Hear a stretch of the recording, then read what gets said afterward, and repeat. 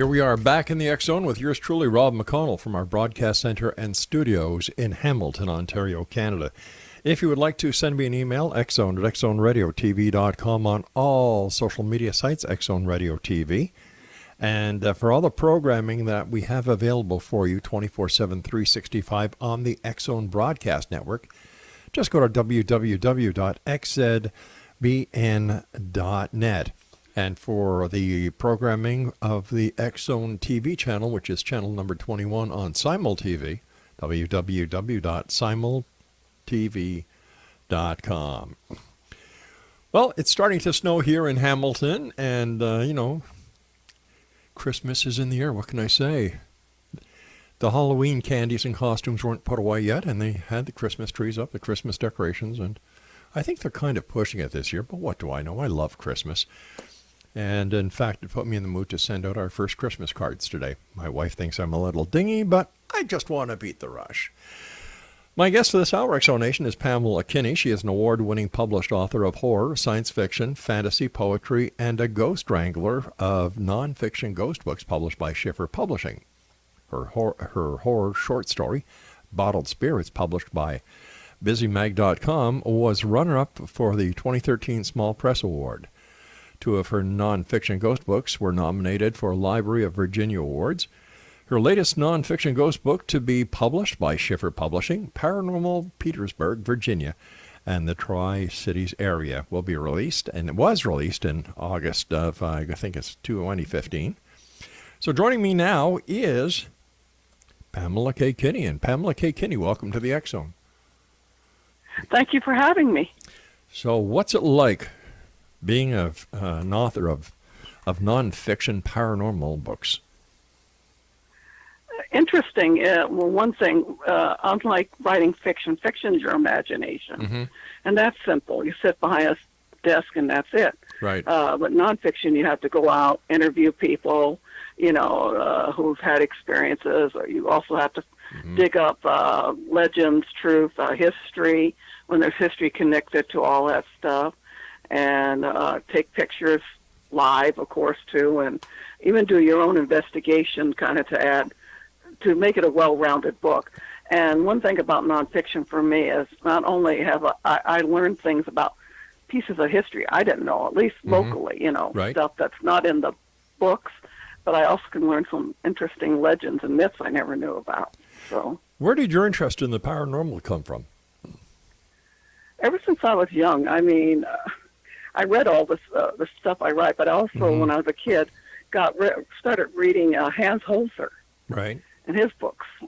So that's kind of started. It was interesting to me because it was like traveling around the world, but a much more interesting way as a kid. Since I was living in California at the time, and you can't travel as a kid anywhere unless your parents go somewhere.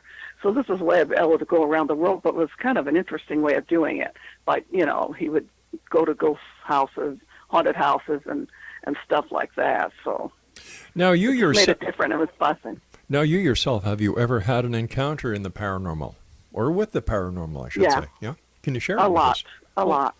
a lot. Share a couple with us. Yeah. Well, let's start with when I was younger. Okay. I probably would say the first time I probably saw it when I was younger. Now that I was as an older, you think about the nightmares you have. Like I always had a weird issue. Most kids want lights in their room. I always wanted the dark so the monster wouldn't find me. And I thought, well, maybe that was some kind of a couple of shows I may have saw on TV. You know how it is. Yeah. But now I'm going to think maybe I was seeing things much more than that. And the one I definitely can say I saw was in the daytime. It was in San Diego, in Old Town. My girlfriend and I, a bunch of us, were on field trip with our class. Mm-hmm. It was ninth grade, and so in spring of '69. And we had just got done eating at Taco Bell across the street, and we crossed the street and go look through the windows of the Whaley House, which is considered one of the most haunted houses in the United States. And at the time, I didn't know that, but we were looking through because we couldn't afford anything but what our parents gave us money for food. So we wanted to look inside the house, kind of, so we looked through the windows. Well, she was looking through the one that was the hallway. I was looking through the window that looked in on the courthouse that was in there, a courtroom. And I saw this lady in this old-fashioned dress, very solid, real short, had her back hair up in a bun, walking between the place, and went to the doorway. And I thought, oh gosh, I got to see her costume. It was really cool. So I ran around. My girlfriend had vacated that window, and I looked through there, but she wasn't anywhere. And I had really gotten there quick, so there's no way she could have beat me, and I wouldn't have seen her in the hallway. So we saw. My girlfriend says, "Oh well, look, the door's open. It was spring and it was warm, so they had the door open." So we went in there, and there were these ladies dressed in regular clothes, and I said, "Well, where's the tour guide in the costume?" And the lady goes, "We don't wear costumes." Well, there was somebody in the courtroom in there. I looked through the window, and she had a costume on, an old-fashioned dress. I just wanted to look at her dress closely. And they said, "Well, can you describe her?" So I did, and then one of the ladies go, "Honey, you saw the ghost of Mrs. Whaley." Wow. So I said, "Oh, okay." I didn't expect that, but she was as solid as any of us. Really? And that was the first time. And then my father passed away. He haunted the house for 3 days, which was interesting. I was in college at the time when he did. It always, because I'm Catholic, and you go in school and you learn a catechism class, 3 days before they go to heaven or hell or wherever they go, right? Right. And I thought, when he was buried, he quit haunting. I mean, the light was going on in the bedroom where they had taken him away from there off and on. And afterwards, my mother had somebody come there to look at it because it quit doing it, but she was worried because we don't know how to fix this stuff. There was nothing wrong with the light. Huh. It had just blinked off and on for the 3 days. I guess that was his way of saying goodbye. Yeah, and my mother said she saw him too. When I came home from college, because she had fallen asleep, and I said, "I saw your father," and it freaked me out a little bit there. And I go, "Mom, it's Dad. Why would he harm us?" True. Yeah, it was like me blankly saying, "I don't mind if." So yeah, he was there for 3 days. So that was an interesting concept that he was there for the 3 days. But after that, I've had experiences. I mean, in Paranormal Petersburg, that last book, there's 5 images in the book that you can see. So. Now, how did you take those pictures or those images? Plain old digital camera. It seems to work for me. It's done it in other places. And I've had friends say that, "Oh, gosh, that camera really works." I still have that camera. I have a newer one. That's starting to do that, too. And it just, not that it just, I don't know if it's the right time or whatever. I got 2 of them twice. One was the African-American man spirit in Wabi Sabi downstairs looking through the glass door in the back. And it's not an ordinary glass door, it's just because there's no way up. Looking through it when I was talking to the guy, taking a picture of the guy, the owner. And then the other twice I got was the woman looking out of the back window at the, now my brain went brain dead, the Violet Bank Museum in a house. It's a house in Colonial Heights. And I caught her twice. And the funny thing is, the guy said, "Wow, we are the most haunted place here in Colonial Heights." But we had the door open from the place into the other room. They had all the Christmas stuff. It's the Christmas stuff. So I went back a month later when they had everything gone. I took the same exact place out of the picture. And it's like I'm on the side. Then I brought it up close like I did with the other one. Right. And there's nothing in the window. There's a picture in the window. Robert E. Lee, you can see in it's a hallway going down to these steps that go down to this museum. But there's nothing in the hallway right there. So the other one has her twice looking out the window. So why do you think that there are some people who can see ghosts where the majority of people can't? This is my opinion. I think we all can. I really think we all have it in us. I read somewhere once that we lost a lot of our awareness, unlike animals, when we've risen off the ground, and of course we walk on 2 legs. And that might be a reason and kind of an explanation. I mean, animals use their senses to know things. They know when there's a tornado in the air. You know how they act up to certain events of weather and stuff like that. And they can see things too. All right, Pamela, we've got to take our break. Please stand by. Exonation Pamela Kinney is our guest. And if you'd like to find out more about Pamela, her website is www.PamelaKKinney.com. And we'll both be back on the other side of this break as we continue here in the X Zone from our broadcast center and studios in Hamilton, Ontario, Canada. Don't go away.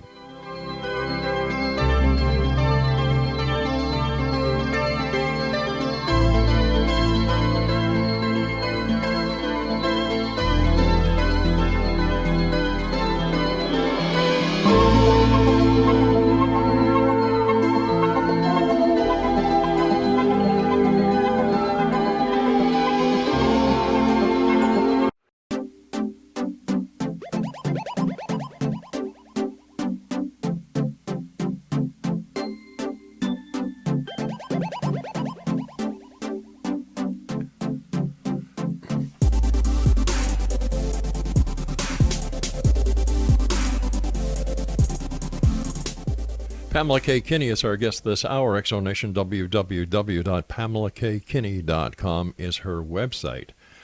Why do some ghosts, in your opinion, stay while others, like your dad, 3 days after, no more haunting? And yet there are reports of residual hauntings that go back to the Civil War and beyond.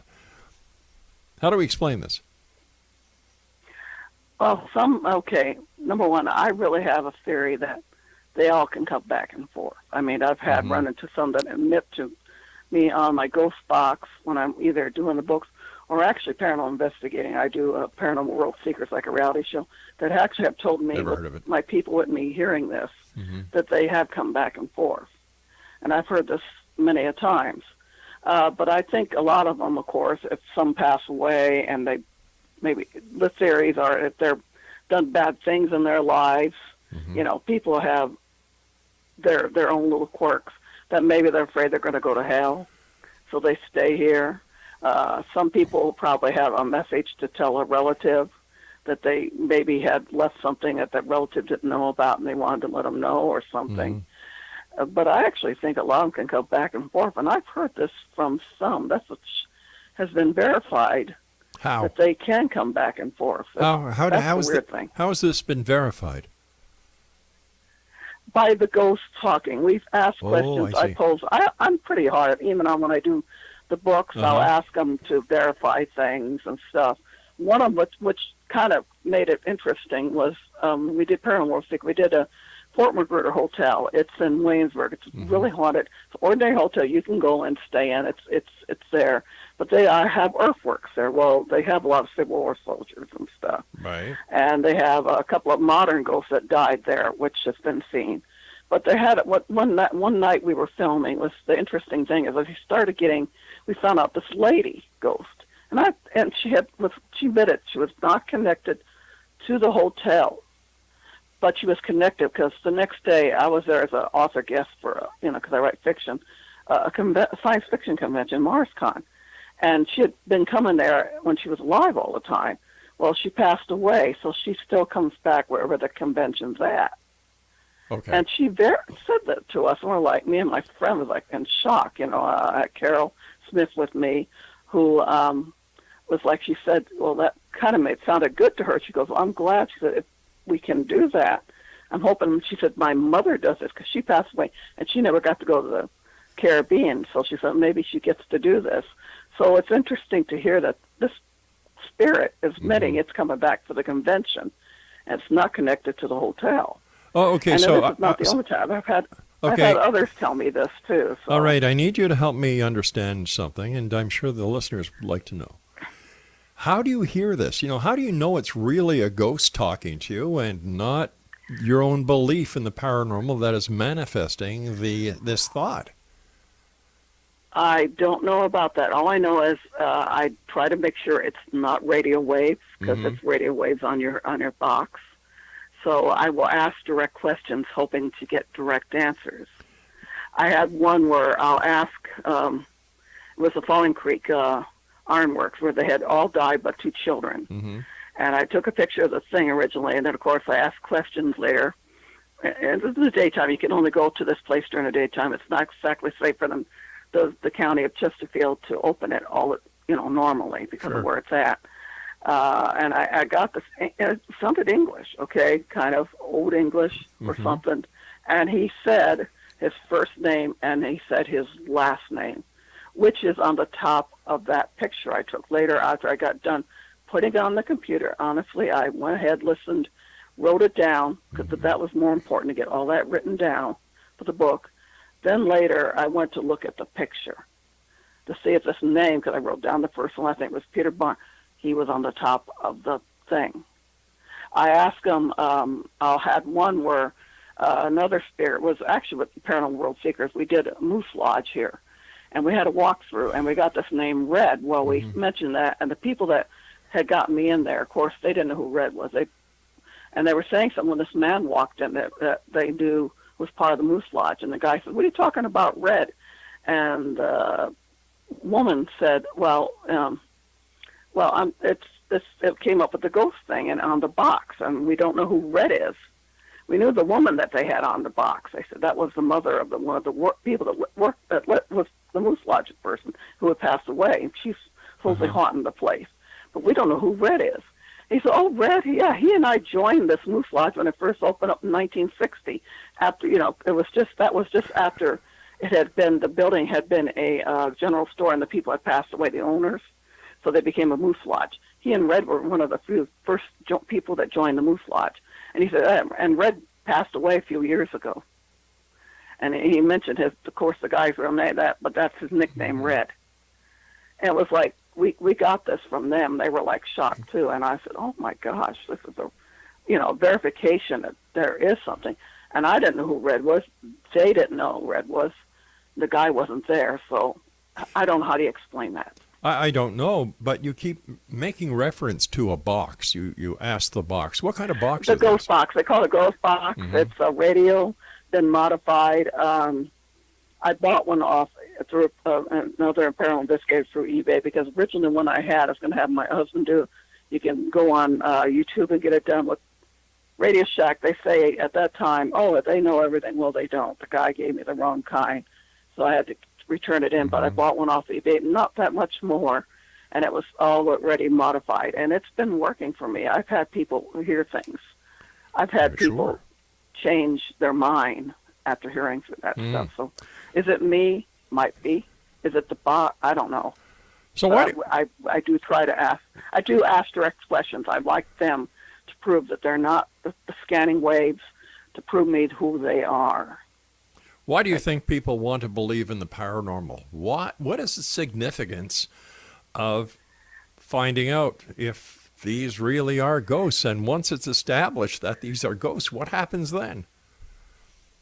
Well, that's probably saying that a lot of us don't want to know that there's something beyond that. Once you die, that you're not just, that's it. Yeah. That there's got to be something more. I mean, why are we standing around? There's no explanation. How are we made and stuff, and how do we become here? And since time we're mortal, I mean, things like that. So it's a proof that maybe that once we die, there's something more. But let us say that it is proven that ghosts are real. Okay? What happens then? What happens to the multi-billion-dollar industry that has now popped up thanks to the ghost industry, the paranormal industry? Does that cease? I don't think so. I think there will always be new challenges. I don't know how much we'll be able to prove at this point.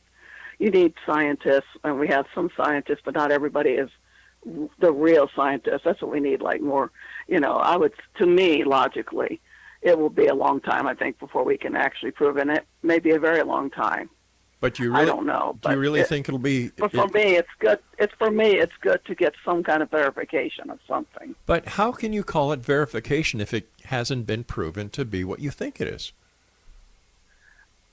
Well, it's up to the individual. It's just that I have the feeling that something is giving me names that weren't something I knew about before. That's all I can say. So it's a matter of belief. I hope so. The belief, yeah. Yeah. Why do like it's like everything else. It's a matter of belief in anything, if you think about it. Well, some things are provable that you believe in. Other things aren't. Not everything was. But everything at some point was never provable either. So. But the paranormal's been investigated now for hundreds of years, and still we're no further ahead. No, I don't think we will be for a while. Yeah. You still need the real scientists. If we get real scientists who are willing to do this. We do have some. I mean, there are what you call real investigators. I have a friend, as I said, real investigator. Those are the ones that were parapsychologists that go to college, who learn, and it is connected with the mind psychology, because you have to take psychology to become a parapsychologist. But there are no universities or colleges in the United States that offer a parapsychology course. Yes, they do. Where? There are some up here in Charlottesville. The college up there does. The university there does. They have actual parapsychologists working there. Really? And that most of them, what they're studying at this point, are a lot to do with the psychic mind too. Mm-hmm. Why should it be a scientist? Why not a doctor? Because the doctor, in my opinion, has more knowledge about the working of the human anatomy and its possibilities and impossibilities, and yet paranormal community wants to kind of stay away from the doctor and head over towards the scientist, and the scientist is saying, hey, I want no part of this. But the doctor is a scientist. He does biology. Uh-huh. And then there's doctors, a psychologist. Mm-hmm. They had to take biology too, doctoring. A psychiatrist you're still talking about scientific stuff. Seriously, think about it. You're still talking scientific. It's a lot of years that someone goes to school to become a doctor.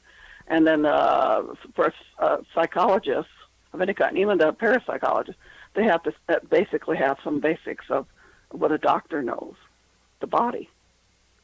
So you're still talking scientific stuff. We've got to take our break science. for the news, so please stand by. Exo Nation, we're going to return talking about the paranormal with our guest this hour, Pamela Kinney, and her website is PamelaKinney.com. The X-Chronicles newspaper for the month of November, December is now available at xchroniclesnewspaper.com. And if you'd like to read my scathing op-ed today, visit our Facebook page. We'll be back on the other side of this break. Don't go away.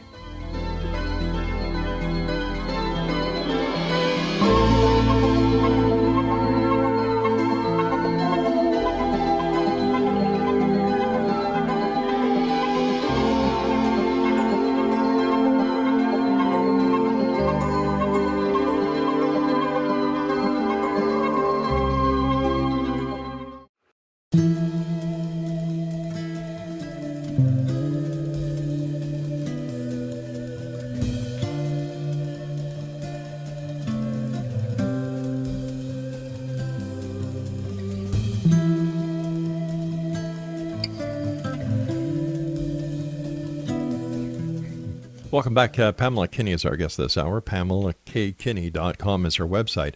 And Pamela, in your opinion, where is the most haunted place when we talk about the Tri-Cities area? Gosh, I would say any part of it. At least this is what a local historian that worked there at the Historical Society down there had told me once, that any part of the old part of downtown Petersburg, which is the original part, he's actually had a story for every building and most of the street area. So probably any part. But based really, on, I think he's honestly true about that. But I'm asking you, as the author of the book, based on the research you did, where's the most haunted? Gosh, I've had an experience at a lot of the spots. Definitely the Bistro restaurant, which is now closed, sadly. Last thing I heard, he had cancer, so I'm not sure if he passed away or not himself. But his place had a lot of spirits. There was the Dancing Ghost, which is from the 1800s. Other investigators caught, and we had experiences with. And plus the modern spirits, like a friend of his that passed away that smoked marijuana. She had a lot of things happening in there. Honestly, also, it's no longer owned by the guy that owns it. Somebody else bought it. But what used to be the place where actually Edgar Allan Poe had his honeymoon. There's a building there. It's and there's 3 floors, and on the top 2 floors, the second floor where Poe was, and then the third floor, it's quite a few spirits. We didn't have any experience with, I didn't have anything to do with Poe or Virginia coming on my ghost box or anything else I could get a hold of, EVPs and that.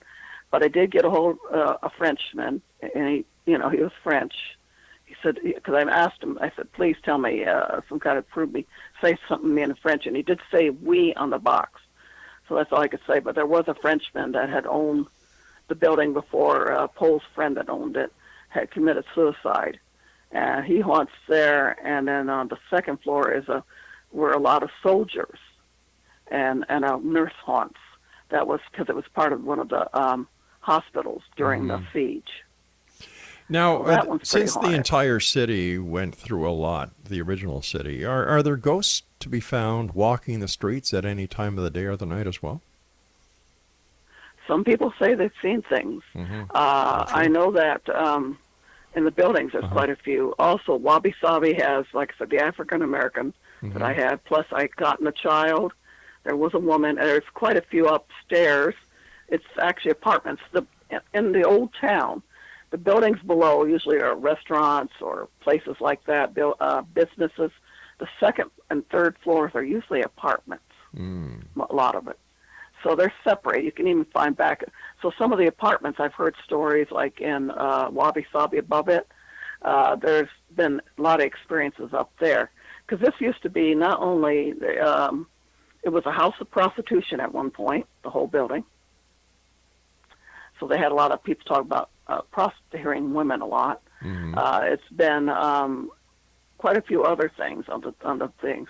Same with the whole street. The whole street was the whole street of red light district. And an interesting thing is, I think they can cross down the street a year later. I had a book signing a friend had set up for me at her place, and we did my ghost box, see if anything would come. And it was obvious that we got the African American guy that was in my pictures and that I got at Wabi Sabi was there, and he said it was him. We'll take it out of whatever you can say, take it out of fact or not.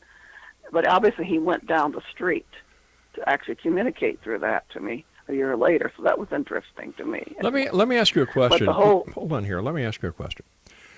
You do use your ghost box, and you hear the ghost in real time answering your questions, right?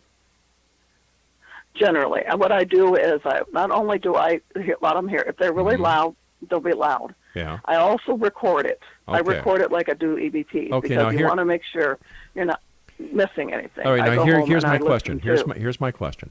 Okay. If on a ghost box you can hear the reply right away, okay, why can't you hear the response right away when you're doing an EVP using a digital or analog recorder? Sometimes I do. You can hear things. We've heard voices. Another thing with the recorder that people use is to make sure you actually thought you heard something. Did you hear it? Right. You hear with your ears. I've been on investigations with nothing to do with the book, but just for fun with places where we'll hear something. And then if we prove it by getting on the EVP, and you can bring it, you can actually turn on your recorder right then and there and listen back. I mean, it's real logical. I also like to take it home and listen on the recorder on my computer with earphones to make sure I really hear everything right. But I've heard the same thing will be on the recording too. So sometimes you can. So I have no explanation. If there's a problem for them to communicate all the way through to you, if there's what it is, like I said, that's probably something I guess people would have to. You need scientists to think better for them. I like science, but I'm not a scientist, and can figure maybe there's a reason why. But yeah, I've heard things too. Besides, sometimes I'll hear something without a recording on at the time too. So, do you think that women are more susceptible to the paranormal than men are? No. No? I don't think there's a difference. And do you think, or do you just do your paranormal investigations during the nighttime, or do you also do paranormal investigations in the day? I've done it during the day. And I don't think there's a difference. I've gotten my pictures in that book, a lot of it during the day. Really? What does your husband Those think of? pictures are- What does your husband think of your paranormal activity, investigation, authorship, and so on? Doesn't bother him. No. And he's pretty supporting. So, you know, he's a very supporting man, and I'm, you know, Does he go along I with support you? him in his things. Does he Has go? he gone out with me? Yeah. Some things, yeah. Lately, he's been doing some investigations with us, but he's been with me in my books. If I go somewhere, he'll do it too. So depends. He doesn't investigate per se, you know, but he'll be there. Or if I took I did another book for Williamsburg, and there was a thing where I was taking a tour of the house. He held my recorder for the lady to, was talking at the time of the tour, and I went and take pictures and something, you know. Mm-hmm. So he's there with me. He supports me. I was just looking at my clock here. What does it take to be a paranormal investigator? What kind of person should, decide whether or not they want to do this? And how do they learn how to do it? There's a lot of places online. You can watch others. You could probably take, for those that want to learn or see how it's done, they probably could take, there's a lot of places now, these places, museums will have tours, and they'll actually have equipment. So you could go along and probably handle with their equipment and learn some stuff from there to see if you really probably like it to begin with. I mean, or if it doesn't frighten you or anything. Number one, I really don't think you should be scared. If you're going to be scared, I mean, it defeats trying to be logical about the thing. If you're scared, it's not going to do you any good. Well, if somebody's dead, how can they hurt you? If somebody is dead, how can they harm you? Well, the hurting part, but I meant the logical stuff, Yeah. the thing that if you see a shadow, it freaks them out all of a sudden. I've done that. I've seen people do that. But I would suggest take a tour, like one of the museums that do that, and then see if you really like doing it to begin with anyway. Then you slowly learn things about the equipment you got. All you need anyway is a camera, maybe a recorder, paper and a pen, to watch down. If you want either your cell phone or a radio, if you have other people with you. You don't have to have anything expensive to do that. And I would, of course, follow the rules. I mean, should never go investigating in places that without permission. If you go into a park, there's a park, and you walk down the trail and you do it during the day with a friend, that's fine. But to go to a place that wouldn't let you in there, like cemeteries at night, sneaking in and stuff. Some people, you hear stories enough about that. Well, there are enough stories. That. There are enough stories now in the news where people are getting arrested and charged with trespassing, breaking and entering. And law enforcement has had enough of the so-called paranormal investigator, thinking that they're above the law, and a lot of these paranormal investigators are finding themselves in jail and in court, which I think is great. That's what they should be, because they should not do anything you shouldn't go anywhere you're not supposed to. That's right. You and I have to take our final break. Pamela, please stand by. Exonation Pamela Kinney is our special guest. And if you'd like to find out more about Pamela, her website is PamelaKKinney.com. That's www.PamelaKKinney.com. And we'll be back wrapping up this hour here in the X Zone from our broadcast center and studios in Hamilton, Ontario, Canada. Don't go away.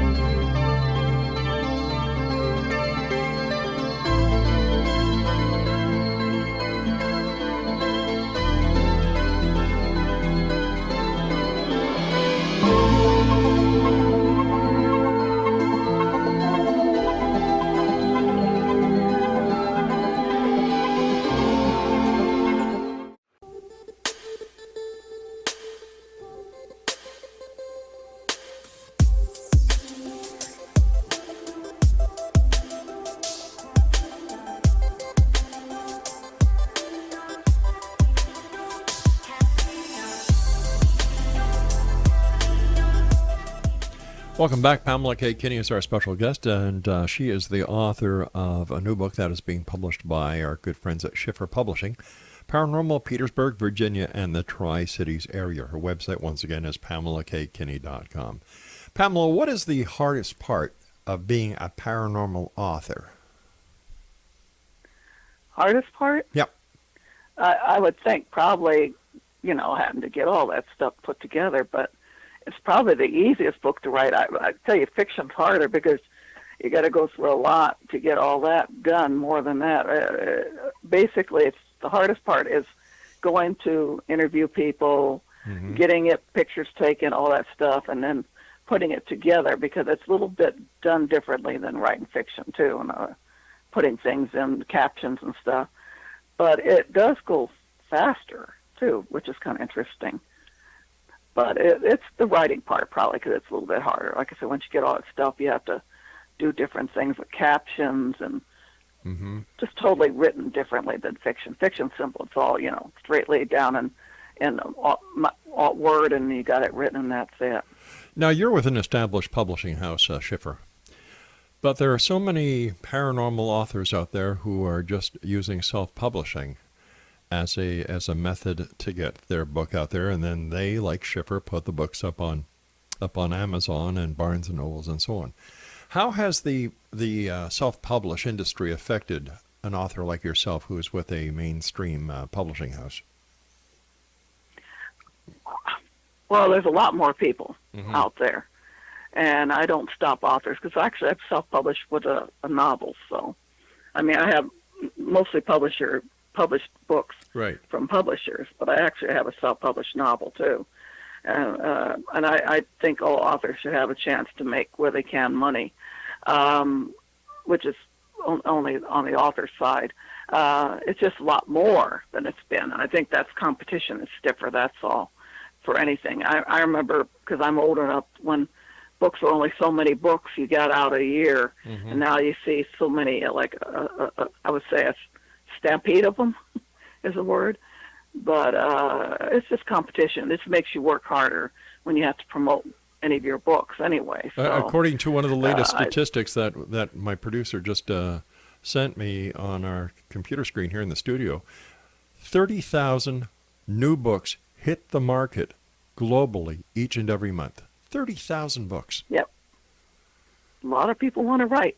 Some are not that good. I've read some and going, they needed to edit or publish, or they should have hired an editor. Sure.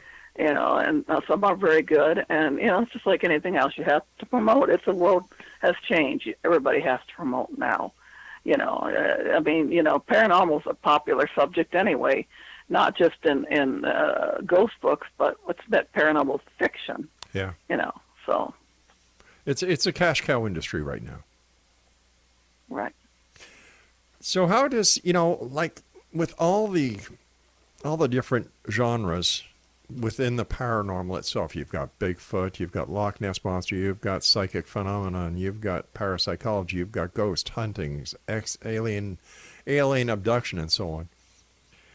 When somebody is saying that the book is nonfiction, how is the reader to gauge whether or not the content is really nonfiction?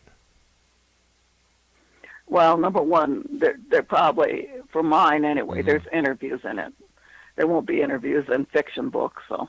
But if there's an unscrupulous author out there who makes up interviews and publishes them as nonfiction, who would ever know the difference? Oh, hopefully you tell people to train them right.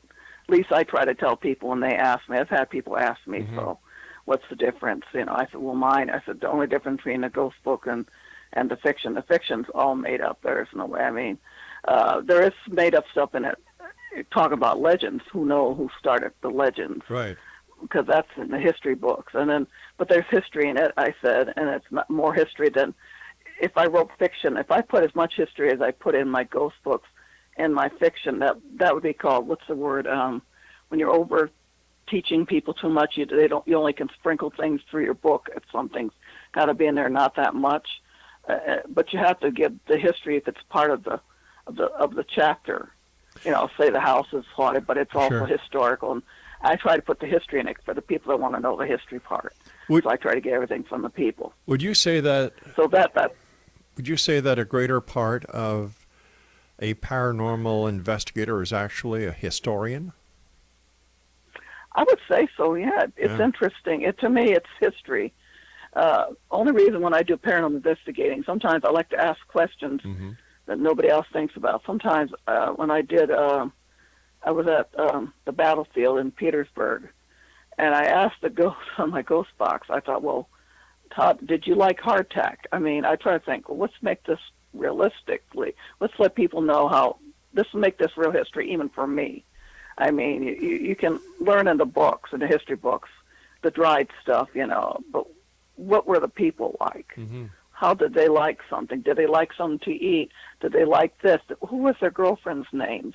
Did they have girlfriends? What was their names? I try to ask things like that, see if I can get anything to know the personal part of history. And in a way I can add that. That's my investigation part. I add in the history that we know from the historians of each place that give me that. But the rest of it is from me asking the ghost, what is, did you like hardtack? Did you have a girlfriend? You passed away. Where is she from? You're a Northern soldier? What was her name? And all that stuff. So I try to get things like that I thought would interest me anyway. So if I write the books, I also writing it for myself, how I would love to read, but hoping that maybe other people would like to know that too. So What was the yeah, coolest? it's kind of you're kind of a historian in a way. Sure. You should be anyway. What was the coolest paranormal activity that you encountered during your book? During my book, Yeah. oh gosh, let me think. Well, the coolest actually is Parker's Battery. Every time I go back there, it's here in Chester. I live here. Mm-hmm. And I did it for the book twice. Once we had a weird happening one year. It was before I thought to write the book. So it's in there. And my recorder, my ghost box on my recorder didn't record. Nothing happened on my end, which is really weird. There was nothing wrong. And the following year I went back. That's when I got a picture too. It was a figure plus other stuff. Another thing with the same place, going back this year, a friend and I decided we needed a break. We both writers. She writes fiction too. And she had just gotten done with hers. I got done with mine. I said, we need a break. I said, let's just go do this and go to Parker's Battery and just walk down the trail and see what we get. And I had this little digital camcorder. And at the time, I noticed after we walked through it, it had turned off. And I said, well, I didn't touch it. So we went back through and did it again, turned it on. And I went home and uploaded it. And the first part, I found out what happened when I had went through, and I'm asking questions like, you can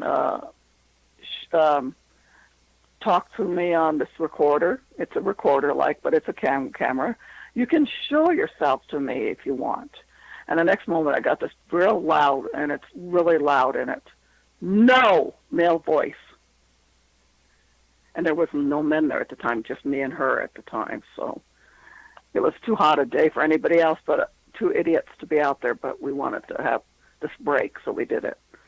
But, yeah, it was caught on my record. So that place was like the coolest thing that every year I come back, it seems like, even when it's not a time of when they had the battle, that there's something in that little spot. It's just a little battery. It's all it is.